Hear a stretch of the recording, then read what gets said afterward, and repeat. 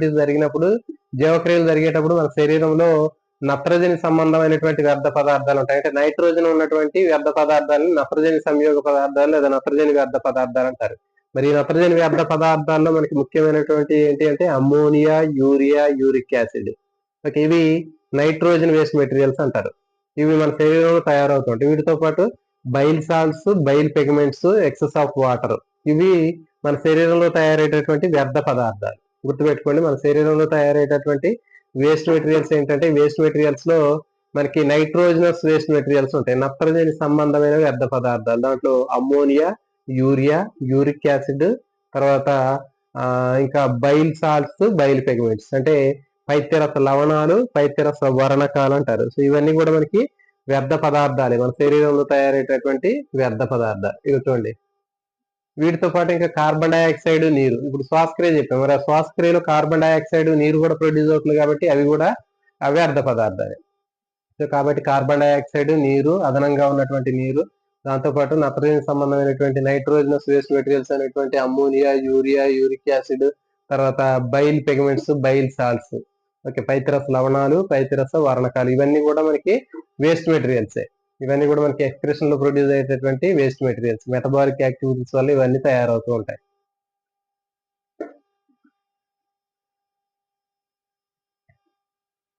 మరి చూడండి, ఈ ఎక్స్క్రెషన్ లేదా విసర్జన యొక్క పని ఏంటి అంటే బాడీలో ఉన్నటువంటి వాటర్ లెవెల్ మెయింటైన్ చేయటం. ఇది కూడా చాలా చాలా ఇంపార్టెంట్ అండి. అయాన్ల యొక్క సమతుల్యతను కాపాడుతూ ఉంటుంది. అంటే విసర్జన క్రియ యొక్క ప్రధానమైనటువంటి ఫంక్షన్ ఏంటంటే eliminate the waste materials from the body. మన బాడీలో ఉన్నటువంటి వేస్ట్ మెటీరియల్స్ బయటకి ఎలిమినేట్ చేసేటటువంటి ప్రాసెస్ ని మనం ఏంటి ఎక్స్క్రెషన్ అని చెప్పాం. మరి అట్లా ఎక్స్క్రెషన్ చేసే ప్రాసెస్ లో వేస్ట్ మెటీరియల్స్ బయటికి ఎలిమినేట్ చేయడంతో పాటు మన బాడీలో ఉన్నటువంటి అయాన్ల యొక్క బ్యాలెన్సింగ్ ని మెయింటైన్ చేస్తూ ఉంటుంది. దాంతో పాటు వాటర్ లెవెల్ ని కూడా కంట్రోల్ చేస్తుంది. అంటే మన బాడీలో ఎంత వాటర్ ఉండాలి అంత వాటర్ ఉంచుతుంది. ఎక్సెస్ ఆఫ్ వాటర్ ఉంటే దాన్ని ఎక్స్క్రెషన్ ప్రాసెస్ లో బయటకి ఎలిమినేట్ చేస్తూ ఉంటుంది. తర్వాత అయాన్లను కూడా బ్యాలెన్స్ చేస్తూ ఉంటుంది. ఈ అయాన్లు సోడియం, పొటాషియం, కాల్షియం ఇలాంటి అయాన్స్ అన్నిటిని కూడా వాటి యొక్క బ్యాలెన్సింగ్ ని కరెక్ట్ గా ఉండేటట్టు చేస్తుంది. కాబట్టి ఇది మనకి ఇంపార్టెంట్. అంటే విసర్జన యొక్క ప్రధానమైనటువంటి విధి అని కింద ప్రశ్నలు మీకు ఇచ్చేటటువంటి ఆప్షన్స్ లో వ్యర్థ పదార్థాలు బయటికి తొలగించడము, తర్వాత నీటి సమతుల్యతను కాపాడటము, దాంతోపాటు నీటి స్థాయిని క్రమపరచడం, అయాన్ల సమతా స్థితిని నియంత్రించడం. సో ఇవన్నీ కూడా వస్తాయండి. 3 ఆప్షన్స్ అనేవి మనకి రావటం జరుగుతుంది. సో ఇవి ఈ పారాగ్రాఫ్ లో మనకి ఈ పేజీలో ఉన్నటువంటి కొన్ని ముఖ్యమైనటువంటి ప్రశ్నలు, అంటే వీటి ప్రశ్నలు రావడానికి అవకాశం ఉన్నటువంటి టాపిక్స్. సో కాబట్టి మనం దీన్ని అర్థం చేసుకుని చదివినప్పుడు వీటి మీద మనకి బిట్లు అనేవి ఎట్లా వస్తాయి అనేది చూద్దాం.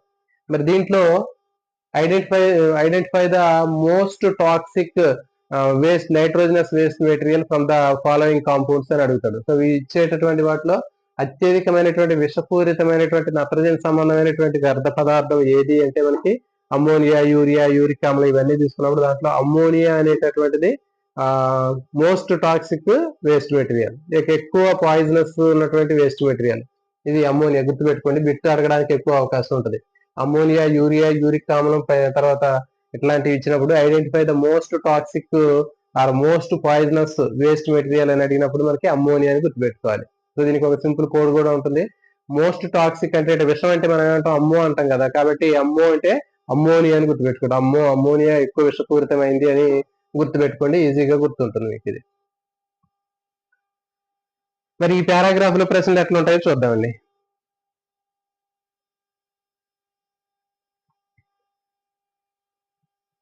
మీకు వీటి మీద నెక్స్ట్ మీకు షార్ట్ ఆన్సర్ రూపంలో మీకు వీటిని రేపు వీడియో చేస్తానండి. అంటే ఈ రోజు చెప్పినటువంటి టాపిక్ కు సంబంధించినటువంటి ఇప్పుడు నేను మిమ్మల్ని ఏవైతే అడుగుతున్నానో ఈ అడిగేటటువంటి ప్రశ్నలన్నీ కూడా రేపు మార్నింగ్ మీకు షార్ట్స్ రూపంలో, అంటే 3 minutes షార్ట్ వీడియో ఉన్నాయి కదా, ఆ షార్ట్ వీడియోలో ఈ రోజు కొన్ని చేశాను మీకు. మామూలుగా జనరల్ గా సైకాలజీ సంబంధించింది అలాంటి బిట్స్ మీకు షార్ట్స్ లో లాంగ్ షార్ట్ ఆన్సర్లు మీకు పెడతాను. మీరు వాటికి ఆన్సర్లు మీరు చేసే ప్రయత్నం చేయండి. అంటే ఈ రోజు చెప్పినటువంటి టాపిక్ మీద రేపొద్దున మీరు ప్రాక్టీస్ చేసినట్లయితే మీకు 100% మీకు ఈ టాపిక్ మీద పూర్తిగా కాన్ఫిడెన్స్ అనేది రావటం జరుగుతుంది.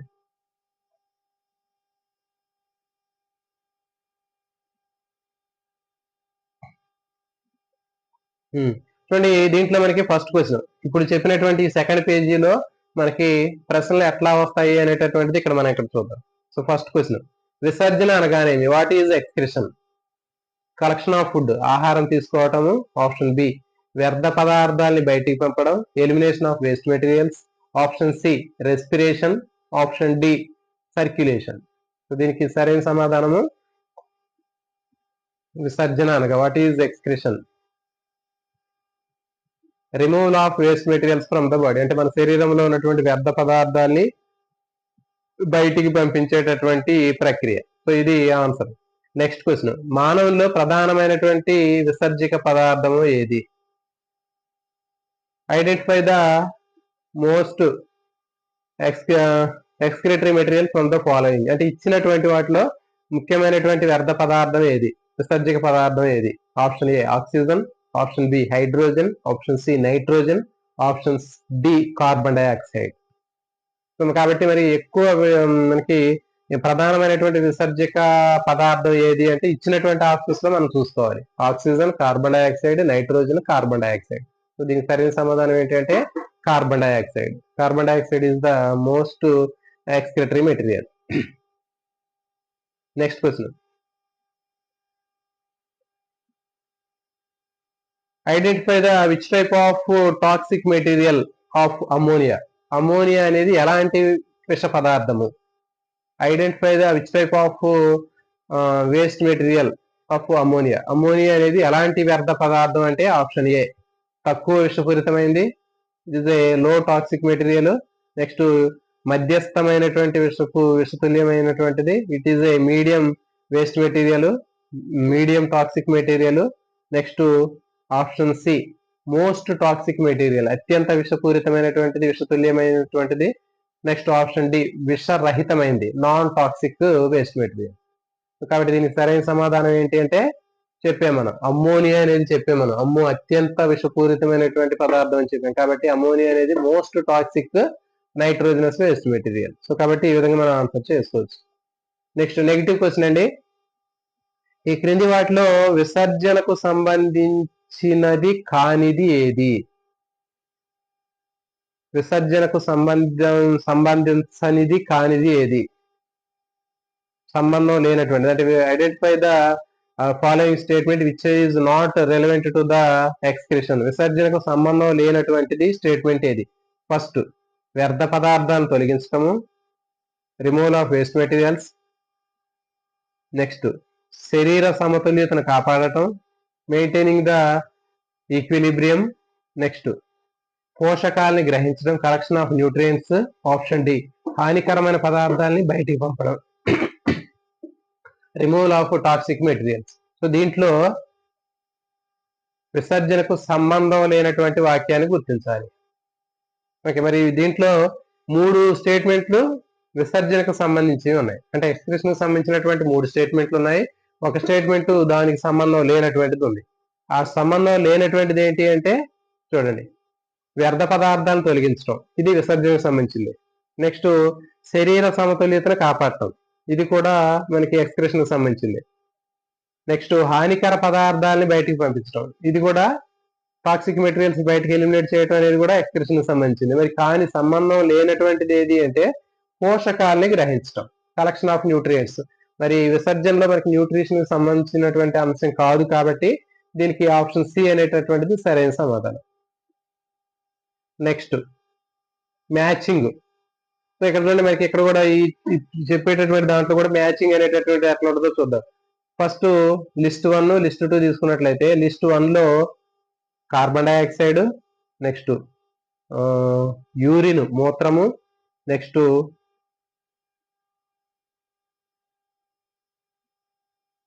తర్వాత చర్మము ఇవి ఇచ్చాడు. తర్వాత మనకి జాబితా 2 తీసుకున్నట్లయితే మనకి లిస్ట్ 2 తీసుకున్నట్లయితే దీంట్లో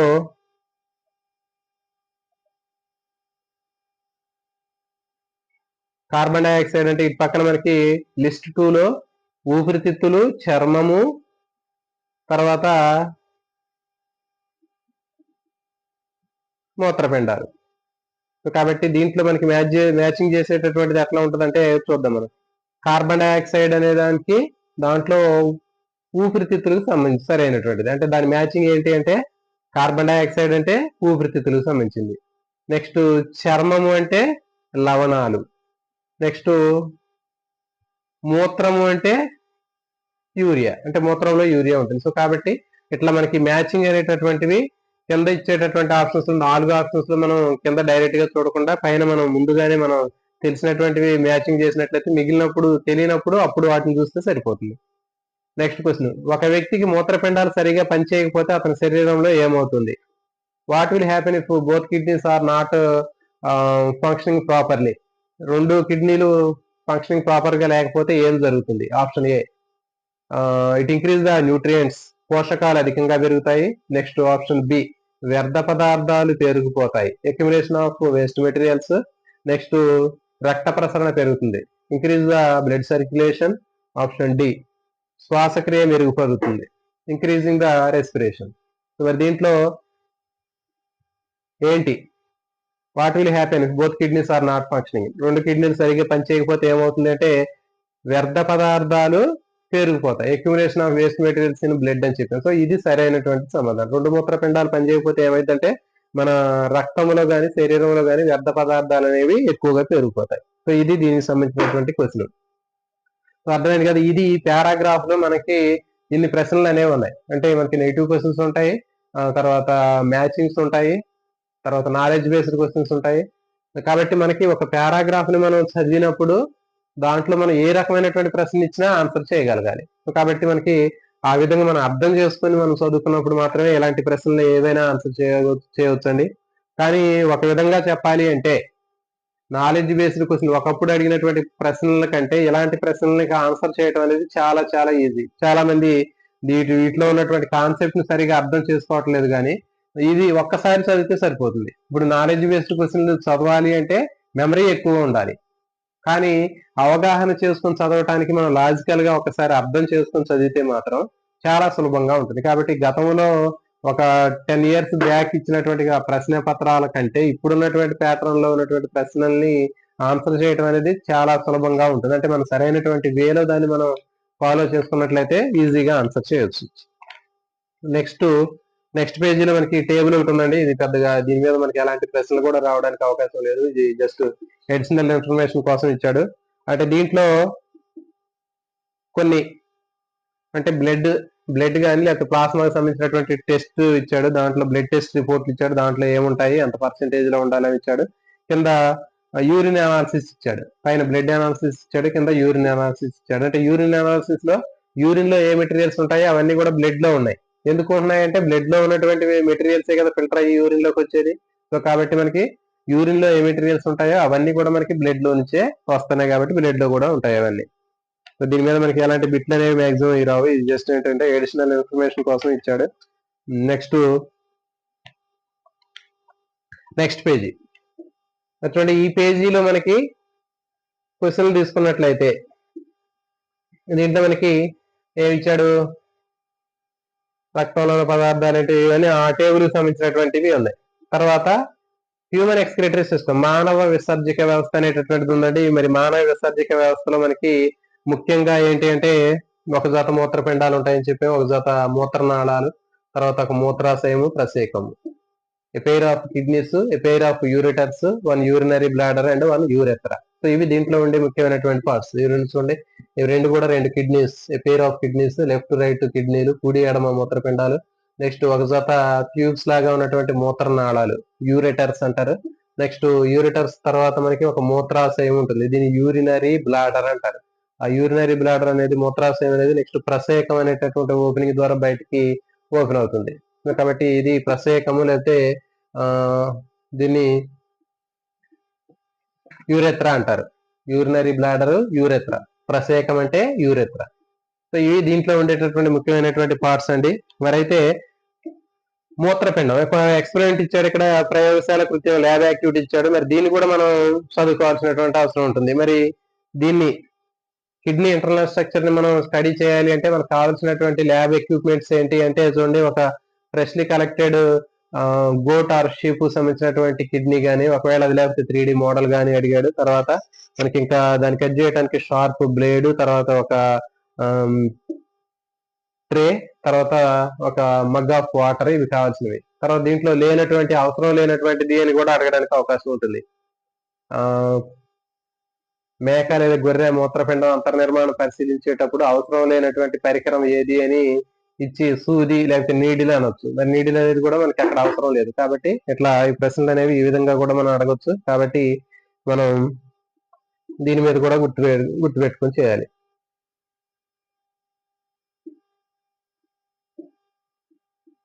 మరి దీని మీద ఎలాంటి జాగ్రత్తలు తీసుకోవాలి అనేటటువంటివి కూడా ఉంటాయి. మరి వీటికి సంబంధించినటువంటి ప్రికాషన్స్ అంటే ఫ్రెష్ గా ఉన్నటువంటి ఫ్రెష్లీ కలెక్టెడ్ మనకి కిడ్నీ అనేది ఉండాలి. అంటే తాజాగా సేకరించినటువంటి కిడ్నీ ఉండాలి. తర్వాత దాన్ని క్లీన్ గా వాటర్ తోటి బ్లడ్ మొత్తం కూడా రిమూవ్ అయ్యేటట్లు శుభ్రంగా క్లీన్ చేసుకోవాలి. దానికి సంబంధించినటువంటి ప్రికాషన్ అది కూడా. నెక్స్ట్ క్లాస్ టీచర్ గైడెన్స్ లో ఎక్స్పెరిమెంట్ అనేది చేయాలి. ఓకే, ఇది దీనికి సంబంధించినటువంటి తర్వాత ఎక్స్పెరిమెంట్ అయిపోయిన తర్వాత యాంటీసెప్టిక్ లోషన్ తోటి మనం హ్యాండ్ వాష్ చేసుకోవాలి. సో ఇది దీనికి సంబంధించినటువంటి కొన్ని ప్రికాషన్స్. ఈ ప్రికాషన్స్ లో కూడా ఏదైనా నెగిటివ్ గా మార్చి కూడా అడగవచ్చు. కాబట్టి ఇవి మామూలుగా జనరల్ గా గుర్తుపెట్టుకోండి. ఈ ప్రికాషన్స్ మీద కూడా ఏదైనా ఒకవేళ అడిగినా కానీ జనరల్ గా మనం అర్థం చేసుకుని రాయొచ్చు. నెక్స్ట్ పేజీ తిప్పండి. ఈ పేజీలో మనకి నెక్స్ట్ పేజీలో మనకి ఇది కనిపిస్తుంది. దాదాపు ఏపీలో కూడా మరి మీకు ఉన్నటువంటి బుక్ మారిందో లేదో మరి ప్రస్తుతం అయితే నాకు తెలియదు, కానీ నేను గతంలో ఒకసారి చూశాను. ఆన్లైన్ లో 10th క్లాస్ ఏపీలో టెక్స్ట్ బుక్ చూసినప్పుడు సేమ్ ఉందండి. మరి మీకు బుక్ ఏదైనా చేంజ్ అయిందా లేకపోతే ఎట్లా ఉంది అనేది ఒకసారి మీరు కామెంట్ చేయండి. ఈ సేమ్ ఉంటే మాత్రం మీకు ఇబ్బంది ఉండదు. ఎందుకంటే లేకపోతే మళ్ళీ ఏదైనా టాపిక్లు మారి అడిషనల్ గా వేరే ఏదైనా ఉన్నట్లయితే కొంచెం మనకి మళ్ళీ దాన్ని కవర్ చేయాలంటే ఇబ్బంది అవుతుంది. సో కాబట్టి మాక్సిమం నేను చూసినప్పుడు ఒక 2 months బ్యాక్ నేను చూసినప్పుడు ఏపీకి తెలంగాణకి టెక్స్ట్ బుక్ అనేది సేమ్ ఉంది. ఒకసారి మీరు కామెంట్ చేయండి. నెక్స్ట్ మరి చూడండి, ఇక్కడ కిడ్నీకి సంబంధించినటువంటి డీటెయిల్స్ ఇచ్చాడు. చూడండి, మనకి కిడ్నీకి సంబంధించినటువంటి దాని డీటెయిల్స్ మనం తీసుకున్నట్లయితే కిడ్నీ అనేది బీన్ షేప్ లో ఉంటది. కిడ్నీ అనేది చిక్కుడు గింజ ఆకారంలో లేదా బీన్ షేప్ లో ఉండేటటువంటి స్ట్రక్చర్ అండి. బయట సైడ్ కుంభాకారంగా ఉంటుంది, కాన్వెక్స్. బయట సైడ్ ఇట్లా మనకి ఇట్లా ఉబ్బుగా ఉండేటటువంటి దాన్ని కాన్వెక్స్ అంటారు, కుంభాకార తలం అంటారు. తర్వాత లోపల ఇట్లా మనకి ఒక గుంటలాగా ఉంటది, పుటాకార తలం అంటారు. దీన్ని కాన్కేవ్ అంటారు. ఇది కాన్కేవ్ రీజియన్. ఇట్లా మనకి గాడిలాగా ఉండేది లోపల గుంటలాగా ఉంటేదాన్ని కాన్కేవ్ అంటారు. బయట ఇట్లా ఉబ్బుగా ఉండేదాన్ని కాన్వెక్స్ అంటారు. కుంభాకార తలము, పుటాకార తలం. ఇది కుంభాకార తలము కాన్వెక్స్, ఇది కాన్కేవ్ గుంటలాగా ఉండేది కాన్కేవ్. అయితే ఈ కిడ్నీ తీసుకున్నట్టయితే కిడ్నీలో కాన్కేవ్ ప్లేస్ లో మనకి ఈ గుంటలాగా ఉంటది. దాన్ని ఏమంటారంటే హైలమ్ అంటారు, గుర్తుపెట్టుకోండి. కిడ్నీకి పుటాకార తలంలో ఉన్నటువంటి ఈ గుంటలాగా ఉండేటటువంటి ప్లేస్ ఏదైతే ఉందో దాన్ని హైలమ్ అంటారు. ఇది ఇంపార్టెంట్. నెక్స్ట్ కిడ్నీ తీసుకున్నట్టయితే కిడ్నీ పైన మనకి ఏ pair of cap like structures కనిపిస్తూ ఉంటాయి. Each kidney is covered with the top side of the kidney they have a cap like structures. They are called adrenal glands. వాటిని ఏమంటారంటే అధివృక్క గ్రంథులు అంటారు, adrenal glands అంటారండి. మరి ఈ అధివృక్క గ్రంథులు లేదా ఎడ్రినల్ గ్లాండ్స్ తీసుకున్నట్లయితే ఈ ఎడ్రినల్ గ్లాండ్స్ అనేవి దీనికి సంబంధం లేదు. అంటే they are not related to the excretion కి సంబంధం లేవు. They are endocrine glands. అవి ఏంటి అంటే ఎండోక్రైన్ గ్లాండ్స్, అవి ప్రొడ్యూస్ హార్మోన్లు అవి ప్రొడ్యూస్ చేస్తాయి. సో కాబట్టి మనకి వీటికి సంబంధం లేదు. సో కాబట్టి గుర్తుపెట్టుకోండి, వెలుపలి వైపు కుంభాకారంగా ఉంటుంది, లోపల తలము పుటాకారంగా ఉంటుంది. సో ఈచ్ అండ్ ఎవ్రీథింగ్ మనకి చాలా చాలా ఇంపార్టెంట్ అండి. మనకి ఇచ్చేటటువంటి స్టేట్మెంట్లు మూత్రపిండం గురించి ఇచ్చేటటువంటి వాక్యాల్లో క్రింది వానిలో సరికాని దానిని గుర్తించండి అంటాడు. సో అప్పుడు దాంట్లో మనకి మీరు వెలుపలి వైపు కుంభాకారంగా ఉంటుంది ఫస్ట్ ఆప్షన్, లోపల వైపు పుటాకారంగా ఉంటుంది. నెక్స్ట్ ఇది మూత్రపిండం చిక్కుడు గింజ ఆకారంలో ఉంటుంది. నెక్స్ట్ కుంభాకార తలంలో ఒక నొక్కు లాంటి భాగం ఉంటుంది, దీన్ని హైలమ్ అంటారు. ఇది రాంగ్ స్టేట్మెంట్. కాబట్టి మనం చదివేటటువంటి దాన్ని పూర్తిగా క్షుణ్ణంగా చదువుకోవాలి. ఎక్కడ కూడా మనకి ఛాన్స్ అనేది బిట్టుపోవడానికి ఛాన్స్ అనేది లేకుండా మనం చదివేటటువంటిది అంత పర్ఫెక్ట్ గా చదువుకుంటే మనకి బిట్ అనేది పోకుండా ఉంటుంది. చూడండి, ఇది వెలుపలి తలాన్ని కుంభాకార తలం అంటారు, కాన్వెక్స్ అంటారు. లోపలి తలాన్ని పుటాకార తలం అంటారు, కాన్కేవ్ అంటారు. పుటాకార తలంలో ఉన్నటువంటి గుంట లాంటి భాగాన్ని హైలమ్ అంటారు. తర్వాత ఇది చిక్కుడు గింజ ఆకారంలో ఉంటుంది. ఇది దీనికి సంబంధించినటువంటి బేసిక్ బయట ఎక్స్టర్నల్ స్ట్రక్చర్. నెక్స్ట్ ఇక చూడండి, కిడ్నీలోకి లోపలికి మనకి వెళ్ళడానికి ఇది కిడ్నీ స్ట్రక్చర్ అనుకుంటే, ఈ కిడ్నీకి ఈ లోపల మనకి పుటాకార తలంలో హైలం ఉందని చెప్పాము. ఈ గుంట లాంటి భాగాన్ని హైలం అని చెప్పాము. ఈ హైలంలోకి ఒక బ్లడ్ వెజిల్ లోపలికి వెళ్ళిద్ది, బయటకు ఒక బ్లడ్ వెజిల్ వచ్చింది, ఇంకొక ట్యూబ్ బయటకు వచ్చింది. సో అవి ఏంటో చూద్దాం. ఇక చూడండి, కిడ్నీ లోపలికి వెళ్ళేటటువంటి దాంట్లో వృక్క ధమని, renal artery enter in to the kidney through the hilum. ఈ హైలం అనేటటువంటి ఈ ప్లేస్ లోంచి వృక్క ధమని లోపలికి వెళ్ళిద్దండి. రీనల్ ఆర్టరీ లోపలికి వెళ్తుంది. నెక్స్ట్ బయటకి ఎగ్జిట్ అయ్యేటటువంటిది ఏది అంటే రెండు ఉంటాయి బయటికి, గుర్తుపెట్టుకోండి. కిడ్నీలో మనకి ఇన్నర్ సర్ఫేస్ లో ఉన్నటువంటి హైలం అనేటటువంటి ప్లేస్ లో మనకి లోపలికి ఎంటర్ అయ్యేటటువంటి బ్లడ్ వెజిల్ ఏది అంటే రీనల్ ఆర్టరీ, వృక్క ధమని లోపలికి వెళుతుంది. బయటకు వచ్చేటటువంటి ట్యూబ్స్ ఏంటి అంటే, బయటకు వచ్చే దాంట్లో రీనల్ వెయిన్, వృక్క సిర ఉంటుంది. నెక్స్ట్ యూరెటర్, మూత్ర నాళం. ఇది చూడండి, ఇది లోపలికి ఎంటర్ అవుతుంది. బయటకి ఎగ్జిట్ అయ్యేవి రెండు ఉంటాయి. అవి ఏంటి అంటే వృక్క సిర, రీనల్ వెయిన్, నెక్స్ట్ యూరిటర్, మూత్ర నాళము. ఈ రెండు బయటకి ఎగ్జిట్ అవుతాయి. అంటే ఇక్కడ మనకి ఈ మూడు ట్యూబ్స్ అనేవి ఎక్కడ ఉంటాయంటే, మనకి ఈ కాన్కేవ్ రీజియన్ లో ఉన్నటువంటి హైలం అనేటటువంటి గుంట లాంటి భాగం ఏదైతే ఉందో ఆ ప్లేస్ నుంచి మనకి ఆ మూడు ట్యూబ్స్ అక్కడ కనిపిస్తుంటాయి. ఆ కనిపించే మూడు ట్యూబ్లో ఒకటి లోపలికి వెళ్తుంది, రెండు బయటకి ఎగ్జిట్ అవుతాయి. లోపలికి ఎంటర్ అయ్యేటటువంటి దాంట్లో రీనల్ ఆర్టరీ, వృక్క ధమని లోపలికి ఎంటర్ అవుతుంది. దాని నుంచి బయటకు వచ్చేటటువంటి వాటిలో వృక్క సిర, తర్వాత ఇంకోటి యూరిటర్, మూత్ర నాళం. ఇవి రెండు బయటకి ఎగ్జిట్ అవుతాయి. నెక్స్ట్ దీనికి ఇంటర్నల్ అయితే ఇది ఎక్కడ ఉంటాయి ఏంటి అనేటటువంటి దీన్ని తీసుకున్నట్లయితే మనకి మన బాడీలో అబ్డామినల్ క్యావిటీలో ఉంటాయి రెండు కిడ్నీలు. Both a pair of kidneys are located on abdominal cavity attached to the dorsal wall of the body on both side of the vertebral column. Back bone కి ఏదైతే ఉందో, బ్యాక్ బోన్ కి మనకి ఫర్ ఎగ్జాంపుల్ ఇది chest cavity, ఇది abdominal cavity. ఇది chest cavity, ఇది abdominal cavity. మరి ఈ అబ్డామినల్ క్యావిటీలో మనకి ఇది బ్యాక్ బోన్ మధ్యలో వెన్నుముక. ఆ వెన్నుముకకి రెండు పక్కల పృష్ఠ కుడ్యానికి అతుక్కొని ఉంటది. అంటే డోర్సల్ వాల్, మనకి వెనక వీపు ఉంటది కదా, ఆ వీపు ఏదైతే ఉందో ఆ వీపుకి లోపల అంటే పొట్ట భాగంలో ఆ జీర్ణ వ్యవస్థ ఏదైతే ఉందో జీర్ణ వ్యవస్థకి బ్యాక్ సైడ్ ఉంటది. బ్యాక్ సైడ్ మనకి ఆ డోర్సల్ వాల్ ఏదైతే ఉందో పృష్ఠ కుడ్యము వెనక దానికి అతుక్కొని ఉంటాయి. A pair of kidneys located on the abdominal cavity, అంటే ఉరకుహరంలో ఉంటాయి abdominal cavity attached to the dorsal wall, పృష్ఠ కుడ్యానికి అతుక్కొని ఉంటాయి. ఎక్కడ ఉంటాయి అంటే located on both sides of the back bone, వెన్నుముక్కకి రెండు పక్కల ఉంటాయి రెండు కూడా. ఇది బ్యాక్ బోన్ అనుకుంటే ఇట్లా రెండు పక్కల మనకి రెండు కిడ్నీలు అనేవి కనిపిస్తూ ఉంటాయి. మరి అయితే ఇక్కడ చూడండి, ఈ కిడ్నీలలో మనకి right side kidney is located just below then compare to the left kidney. Right kidney అనేది ఇప్పుడు ఫర్ ఎగ్జాంపుల్ ఇది నాది రైట్ సైడ్, ఇది రైట్ హ్యాండ్, ఇది లెఫ్ట్ హ్యాండ్, ఇది లెఫ్ట్ కిడ్నీ, ఇది రైట్ కిడ్నీ. నేను చెప్తున్నాను కాబట్టి ఈ రైట్ కిడ్నీ అనేది లెఫ్ట్ కిడ్నీతో కంపేర్ చేసినప్పుడు it is located just below, కొంచెం కిందికి ఉంటుంది. Not equals to the left kidney. Left కిడ్నీకి ఈక్వల్ గా ఉండకుండా just below, it is located just below, కొంచెం కిందికి ఉంటుంది రైట్ కిడ్నీ. గుర్తుపెట్టుకోండి, కుడి మూత్రపిండం కిందకు ఉంటుందని గుర్తుపెట్టుకోండి. చూడండి, కుడి మూత్రపిండము కిందికి, గుర్తుపెట్టుకోండి. అక్కడ కాకా అనేది వస్తుంది. కుడి మూత్రపిండము కిందకి ఉంటుంది అని గుర్తుపెట్టుకోండి. ఓకే, మరి రైట్ కిడ్నీ అనేది కొంచెం కిందికి ఉంటుంది. ఎందుకు ఉంటుంది అంటే ఆ ప్లేస్ లో యాక్చువల్ గా అక్కడ ఉండాల్సినటువంటి ప్లేస్ లో most of the place is occupied with liver. అక్కడ ఎక్కువగా లివర్ తోటి ఆక్యుపై చేస్తుంటుంది ఆ ప్లేస్ మొత్తం కూడా. మరి లివర్ ఉండటం వల్ల ఏమవుతుందంటే ఆ ప్లేస్ లో యాక్చువల్ గా ఉండాల్సినటువంటి ప్లేస్ లో లివర్ ఉంది కాబట్టి అక్కడ రైట్ సైడ్ లో ఉండాల్సినటువంటి కిడ్నీ అనేది కొంచెం కిందికి వచ్చి ఉంటది. ఇట్లా ఇది లెఫ్ట్ కిడ్నీ, ఇది రైట్ కిడ్నీ కొంచెం కిందికి ఉంది. ఎందుకంటే ఇక్కడ in the chest cavity, in the abdominal cavity most of the place is occupied with liver తోటి ఆక్యుపై ఉంది కాబట్టి అది అక్కడ కొంచెం స్పేస్ అనేది టైట్ గా ఉంటది. అందుకని ఏమవుతుందంటే కొంచెం కిందకు ఉంటది. ఇది కూడా చాలా చాలా ఇంపార్టెంట్. దీని మీద కూడా బిట్ అనేది రావడానికి అవకాశం ఉంటుంది. నెక్స్ట్ దీనికి డయామీటర్స్ మెజర్మెంట్స్ అనేవి కూడా చాలా చాలా ఇంపార్టెంట్ అండి. చూడండి, కిడ్నీ తీసుకున్నట్లయితే the length of the kidney is 10 centimetres length, 10 సెంటీమీటర్లు పొడవు ఉంటుంది కిడ్నీ.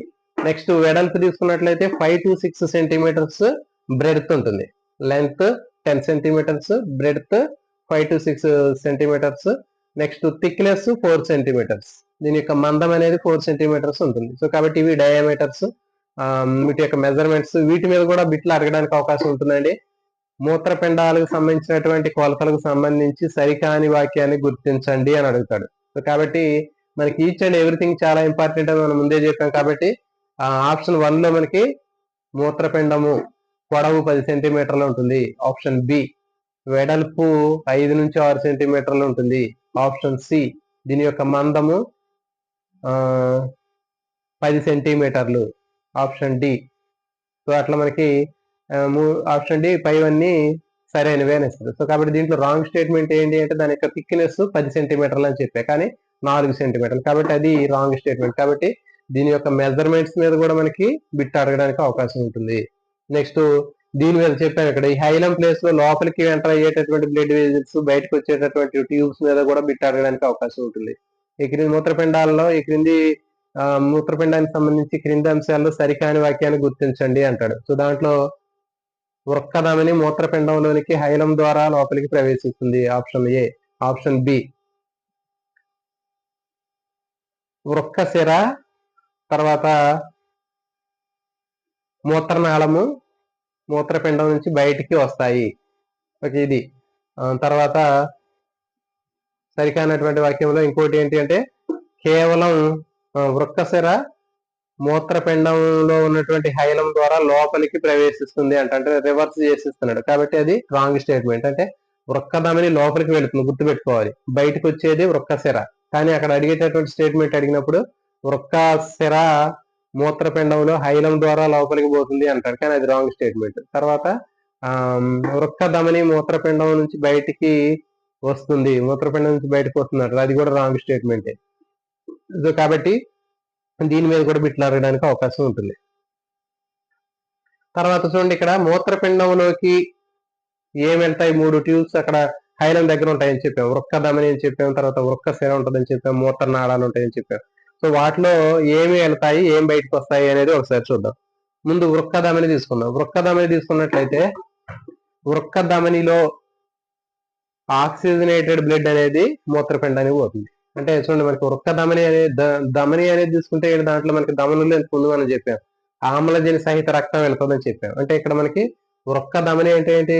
ఆ మూత్రపిండానికి ఆక్సిజన్ సహిత రక్తాన్ని సరఫరా చేస్తుంది. అది దానితో పాటు ఆ రక్తంలో ఉన్నటువంటి మలిన పదార్థాలు ఏవైతే ఉన్నాయో, నైట్రోజనస్ వేస్ట్ మెటీరియల్స్, అవన్నీ కూడా కిడ్నీలోకి వెళ్తాయి. ఓకే, కిడ్నీలోకి వెళ్ళిన తర్వాత మళ్ళీ చూడండి అక్కడ ఏం జరిగిద్ది అనేది. లోపలి వృక్కధమని ద్వారా లోపలికి వచ్చినటువంటి రక్తంలో వ్యర్థ పదార్థాలు ఉన్నాయి, తర్వాత ఆక్సిజన్ సహిత రక్తం ఉంది.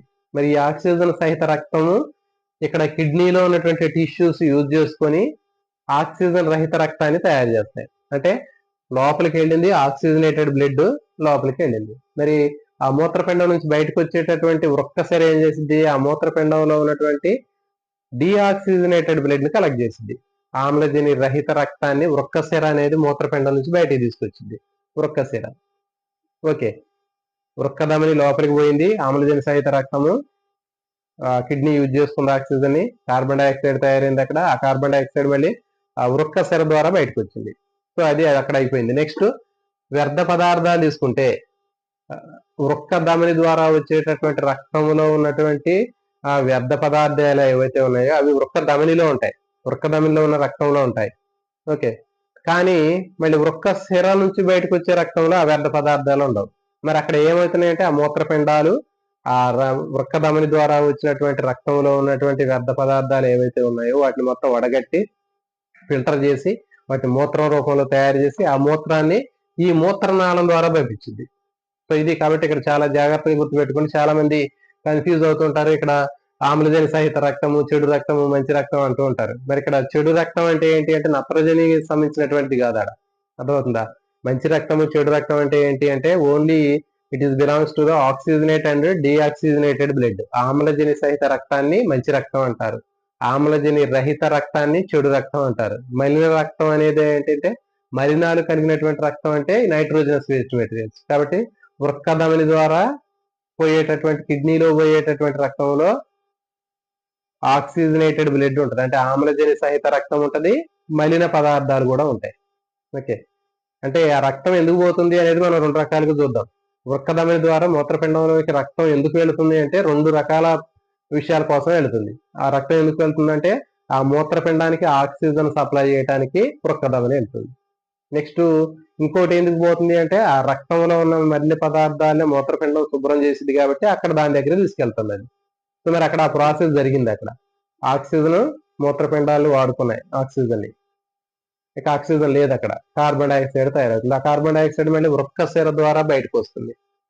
ఓకే, అది మళ్ళీ మన సర్క్యులేటరీ సిస్టమ్ లో పోతుంది. మరి ఆ కిడ్నీలు వడకట్టినటువంటి ఫిల్టర్ ప్రాసెస్ లో వచ్చిన వేస్ట్ మెటీరియల్స్ మూత్ర రూపంలో తయారు చేసి ఇది మూత్రనాళాల ద్వారా కిందికి పంపిస్తుంది. సో ఇది ఇక్కడ జరిగేటటువంటి ప్రాసెస్. నెక్స్ట్ ఇంటర్నల్ స్ట్రక్చర్ తీసుకున్నట్లయితే ఇంటర్నల్ స్ట్రక్చర్ తీసుకుందాం. ఇంటర్నల్ స్ట్రక్చర్ లో మనకి రెండు రకాలైనటువంటి జోన్స్ అనేవి ఉంటాయి. అంటే మూత్రపిండాన్ని మనకి విఎస్ వర్టికల్ సెక్షన్ కట్ చేసి చూసినట్లయితే మనకి రెండు పోర్షన్స్ కనిపిస్తూ ఉంటాయి. Outer dark region, outer dark portion ఉంటుంది, ఇన్నర్ పేల్ జోన్ ఉంటుంది. అవుటర్ డార్క్ జోన్ ఉంటుంది, వెలుపల బాగా ముదురు గోధుమ రంగులో ఉన్నటువంటి జోన్ ఉంటుంది. ముదురు రంగు కలిగినటువంటి వెలుపల భాగము. తర్వాత లోపల ఇన్నర్ పేల్ జోన్ ఉంటుంది, లోపల పలుచని తెల్లని భాగం ఉంటుంది. కాబట్టి వెలుపల ముదురు వర్ణంలో ఉన్నటువంటి ముదురు గోధుమ రంగులో ఉన్నటువంటి భాగము, లోపలి భాగము లేత గోధుమ రంగులో ఉన్నటువంటి భాగం ఉంటుంది. Outer dark zone, inner pale zone ఉంటాయి. మరి చూడండి, ఇన్నర్ పేల్ జోన్ తీసుకున్నట్లయితే ఇన్నర్ పేల్ జోన్ లో మనకి కొన్ని ఇన్వర్టెడ్ పొజిషన్ లో ఉన్నటువంటి బోర్లు ఇచ్చినటువంటి మనకి పిరమిడ్ షేప్ లో ఉన్నటువంటి స్ట్రక్చర్స్ కనిపిస్తుంటాయి. సో వీటిని ఏమంటారంటే రేనల్ పిరమిడ్స్ అంటారు. వృక్క పిరమిడ్లు లేదా రేనల్ పిరమిడ్స్ అంటారు. ఇంగ్లీష్ లో కూడా తెలుగు శృంగాలు అంటారు. యాక్చువల్గా తెలుగులో అయితే వృక్క శృంగాలు అంటారు. ఆ పదం అనేది ఎక్కడ వాటల, మరి వృక్క శృంగాలు అనే పదాన్ని వాడలేదు. తెలుగు మీడియం బుక్ లో కూడా వృక్క పిరమిడ్లు అనేటటువంటి ఆన్సర్ దీంట్లో ఉంటుంది మనకి. కాబట్టి అది వృక్క పిరమిడ్లు. ఇవన్నీ కూడా ఏంటి అంటే బోర్లించినట్లుగా కనిపించేటటువంటివి ఏంటంటే వృక్క పిరమిడ్లు, రేనల్ పిరమిడ్లు అంటారు. నెక్స్ట్ ఈ రేనల్ పిరమిడ్ల నుంచి ఈ చివర ఉన్నటువంటి భాగం చూడండి, వీటి మధ్యలో ఉండేటటువంటి ఇదొక వృక్క పిరమిడ్, ఇదొక వృక్క పిరమిడ్, ఇవన్నీ కూడా వృక్క పిరమిడ్. వీటి మధ్యలో ఉండేటటువంటి ఈ స్పేస్ ఏదైతే ఉందో ఈ స్పేస్ ని ఏమంటారంటే బెర్టినీ కాలమ్స్ అంటారు. బెర్టినీ స్తంభాలు ఇవి చూడండి, ఇది బెర్టినీ స్తంభాలు. ఈ మధ్యలో ఉండే ఒక వృక్క పిరమిడ్ కి ఇంకొక వృక్క పిరమిడ్ కి మధ్యలో ఉండే స్పేస్ ఏదైతే ఉందో ఈ ఖాళీ, దాన్ని బెర్టినీ కాలమ్స్ అంటారు, బెర్టినీ స్తంభాలు అని చెప్తారు. ఇది బెర్టినీ స్తంభాలు. మరి ఇప్పుడు ఇవి దేంట్లో కనెక్ట్ అయితే చూద్దాం. చాలా చాలా ఇంపార్టెంట్ అండి. వృక్క పిరమిడ్ అని చెప్పాము. వృక్క పిరమిడ్ కి చివర ఇట్లా ఈ షేప్ లో కనిపించేదాన్ని క్యాలసిస్ అంటారు. వృక్క పిరమిడ్, ఇది క్యాలసిస్ అనేటటువంటి ఈ పోర్షన్ చివరగా చిన్న ట్రయాంగిల్ లాగా కనిపిస్తుంది. ఈ షార్ప్ ఎడ్జ్ ఉంది ఏదైతే ఉందో ఈ పిరమిడ్, ఫర్ ఎగ్జాంపుల్ ఇది ఉందనుకున్నాం, ఇది వృక్క పిరమిడ్.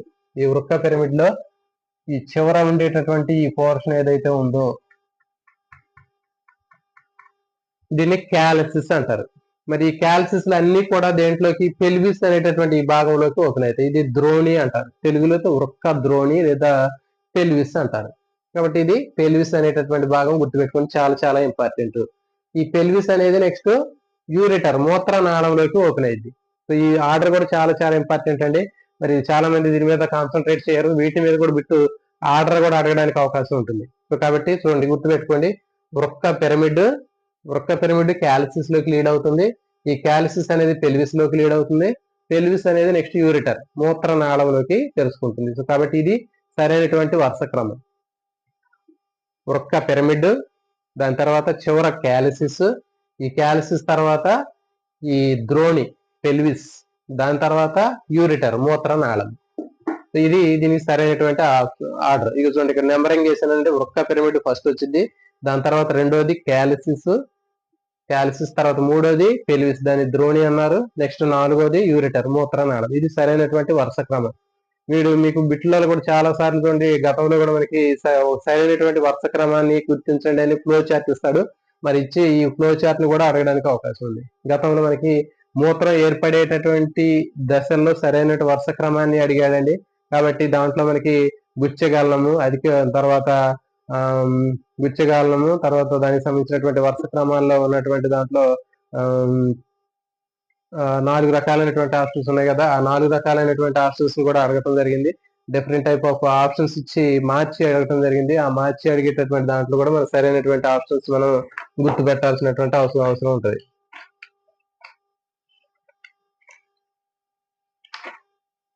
దాంట్లో మనకి glomerular filtration, tubular reabsorption, tubular secretion, తర్వాత ఫార్మేషన్ ఆఫ్ కాన్సన్ట్రేటెడ్ యూరిన్ అని చెప్పి 4 రకాలైనటువంటి స్టేజెస్ ఉన్నాయి. కాబట్టి ట్యూబులార్ రీఅబ్జార్ప్షన్ వచ్చింది ఫస్ట్ గ్లూమరులార్ ఫిల్టరేషన్, తర్వాత ట్యూబులార్ రీఅబ్జార్ప్షన్, అది రెండోది గుర్తుపెట్టుకోండి. ట్యూబులార్ రీఅబ్జార్ప్షన్, దాని తర్వాత ట్యూబులార్ సెక్రేషన్ అనేది థర్డ్ ఉంటుంది. దాని తర్వాత లాస్ట్లోది 4వది ఫార్మేషన్ ఆఫ్ కాన్సన్ట్రేటెడ్ యూరిన్, అధిక గాఢత కలిగినటువంటి మూత్రం ఏర్పడటం.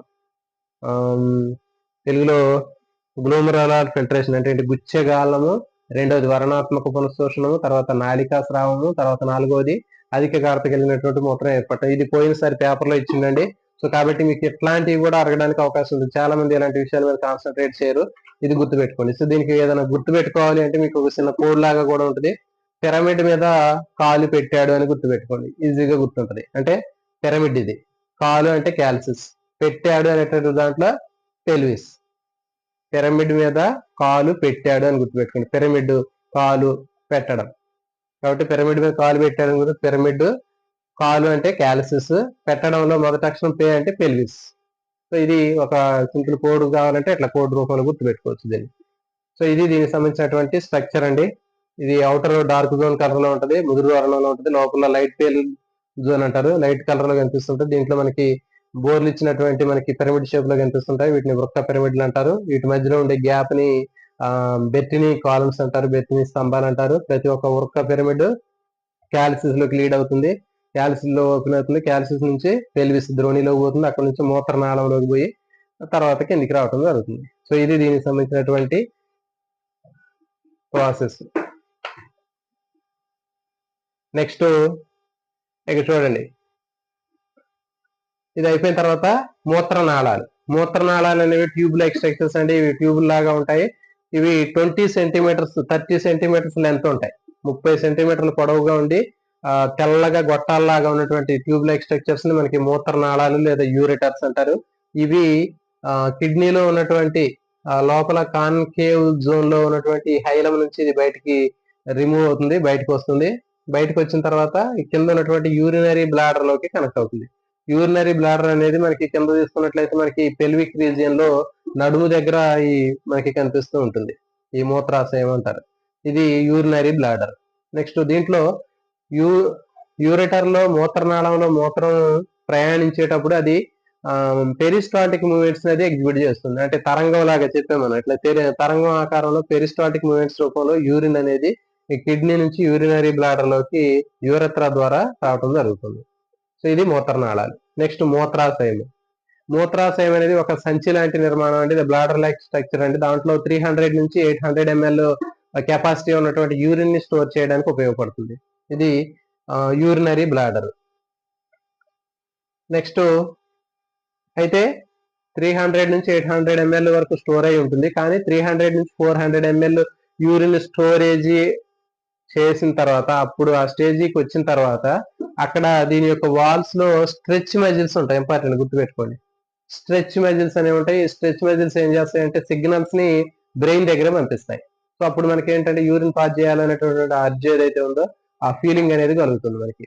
సో ఇది గుర్తుపెట్టుకోండి.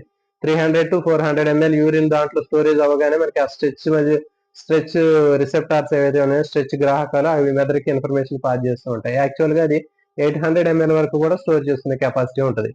నెక్స్ట్ పర్ డేకి వచ్చేసి 1 లీటర్ నుంచి 1.5 లీటర్ యూరిన్ మనం ఎక్స్క్రీట్ చేయడం జరుగుతుంది. రోజుకి లీటర్ నుంచి లీటర్న్నర మూత్రాన్ని బయటికి విసర్జిస్తూ ఉంటాం. నెక్స్ట్ ఇక్కడ చూడండి, యూరినరీ బ్లాడర్ తర్వాత మూత్రాశయము కింద ప్రసేకం అనేటటువంటి చిన్న 4 సెంటీమీటర్స్ అంటే ఒక చిన్న ట్యూబ్ లాంటి స్ట్రక్చర్స్ తో కనెక్ట్ అయి ఉంటుంది.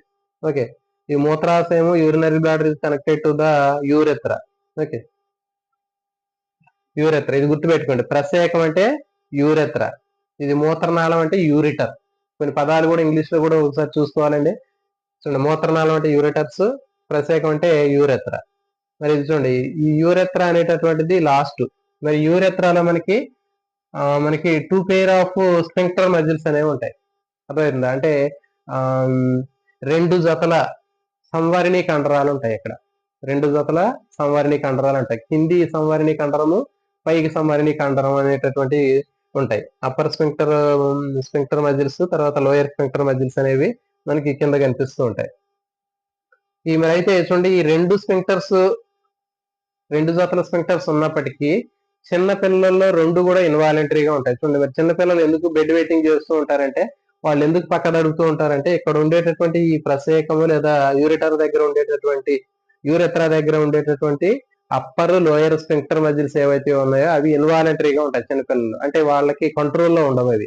కాబట్టి యూరినరీ బ్లాడర్ లో యూరిన్ ఫిల్ అవగానే వాళ్ళు ఆటోమేటిక్ గా యూరిన్ పాస్ చేస్తూ ఉంటారు. అంటే వాళ్ళు పట్టి ఉంచడానికి అవకాశం ఉండదు వాళ్ళకి. అదే పెద్దవాళ్ళు అయితే చూడండి, అప్పర్ స్ఫింక్టర్ మజిల్ అనేటటువంటిది మన కంట్రోల్లో ఉండదు, ఇట్ ఈస్ ఇన్వాలంటరీ. నెక్స్ట్ ఈ లోయర్ స్ఫింక్టర్ మజిల్, కింద ఉన్నటువంటి సంవరణి కంట్రోల్ అనేది మన కంట్రోల్లో ఉంటుంది. అంటే పైన ఉన్నటువంటి దాంట్లో మన కంట్రోల్లో లేనప్పుడు యూరిన్ అనేది యూరినరీ బ్లాడర్ నుంచి ఇక్కడ వరకు వచ్చి ఆగిపోయింది. అవి 2 గేట్ వాల్స్ ఓపెన్ అవుతాయి, మన కంట్రోల్లో ఉండవు. కానీ కింద ఉన్నటువంటి లోయర్ స్ఫింక్టర్ మజిల్ ఏదైతే ఉందో, కింది సంవరణి కండరము కవాటాలు, అవి ఏం చేస్తాయంటే పట్టి ఉంచుతాయి. అక్కడికి వచ్చినాక గేట్ వాల్ అనేది క్లోజ్ అయి ఉంటుంది. ఓకే, సో ఇది ప్రాసెస్. నెక్స్ట్ ఈ ప్రసేకము లేకపోతే యూరెత్రా అనేటటువంటిది జస్ట్ నెక్స్ట్ బయటికి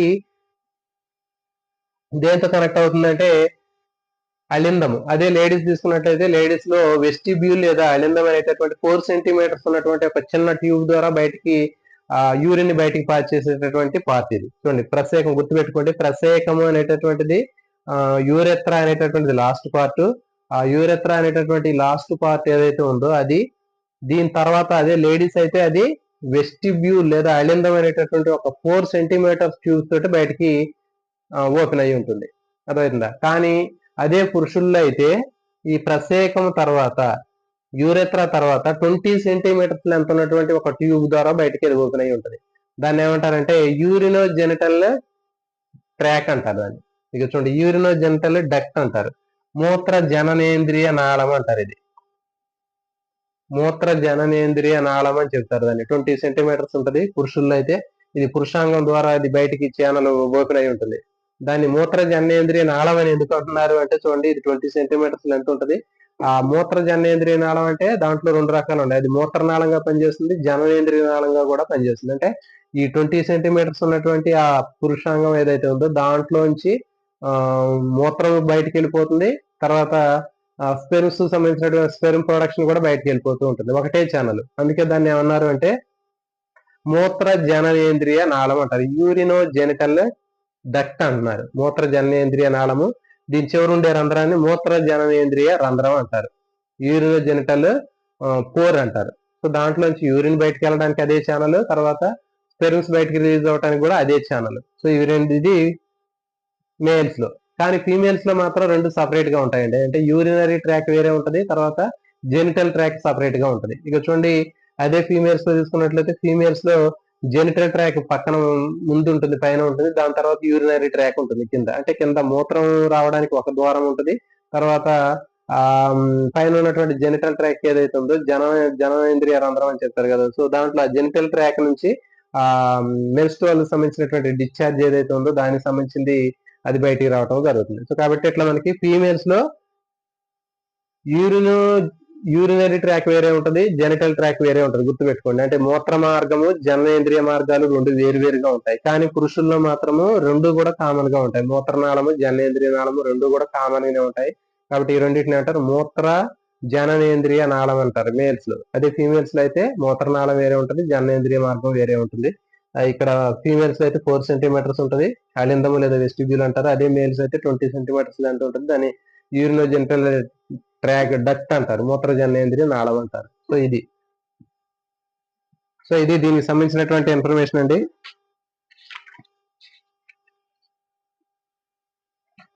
దీనికి మనకి ఇప్పుడు చెప్పిన మొత్తం కూడా ఈ పేజీలో ఉంది. నెక్స్ట్ మరి వీటి మీద ప్రాక్టీస్ బిట్లు అనేవి రేపు చూద్దామండి. నేను డైరెక్ట్ వీటిని కూడా మీకు ఇస్తాను. మీరు ఒకసారి అర్థం చేసుకొని చదువుకోండి. వీటి మీద బిట్లు అనేవి ఎట్లా ఉంటాయి ఏంటి అనేది చూద్దాం. నెక్స్ట్ టాపిక్ ఇంకోటి నెక్స్ట్ రేపు కంటిన్యూ చేద్దాం. ఓకే అండి. మరి ఎవరైనా కొత్తగా వచ్చినటువంటి మిత్రులందరూ కూడా ఛానల్ ని సబ్స్క్రైబ్ చేయండి. అదేవిధంగా వీడియోని లైక్ చేయండి. Thank you.